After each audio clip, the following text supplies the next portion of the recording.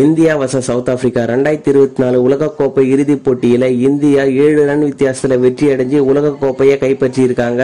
Toss win பண்ண India team பேட்டிங்கை choose பண்ணிட்டாங்க. இந்தியாவோட தொடக்க ஆட்டக்காரர்கள் அதிரடியா பேட்டிங் ஆரம்பிச்சாங்க. 3வது ஓவர்ல கேப்டன் ரோஹித் சர்மா அவுட் ஆக அடுத்து வந்த ரிஷப் பண்டும் அடுத்த பாலுக்கே அவுட் ஆயிட்டாருங்க. அடுத்து கலைஞரான அக்ஷர் பட்டேலும் நம்ம கிங் கோலியும் பார்ட்னர்ஷிப் போட்டு நிதானமா பேட்டிங் ஆனாங்க.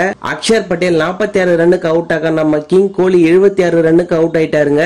நம்ம சிவம் துபே 27 ரன் அடிக்க இந்தியா 20 ஓவர் முடிவுல 7 விக்கெட்டுகளை இழந்து 176 ரன் எடுத்திருந்தாங்க. 177 ரன்னை டார்கெட்டா வச்சு கலைஞரான சவுத் ஆப்பிரிக்கா டீமும் அதிரடியா பேட்டிங் ஆரம்பிச்சாங்க. குவிண்டன் டிகாக், ஸ்டம்ப், ஹென்ரி கிளாசனோட பேட்டிங் எல்லாம் பார்த்து மேட்ச் கையை விட்டு போச்சுன்னு தான் நினைச்சோம். ஹர்ஷ்தீப் சிங், பூமரா, ஹார்திக் பாண்டியா 3 பேரும் சிறப்பா பந்து வீசி இந்தியாவோட வெற்றியை உறுதி செஞ்சாங்க.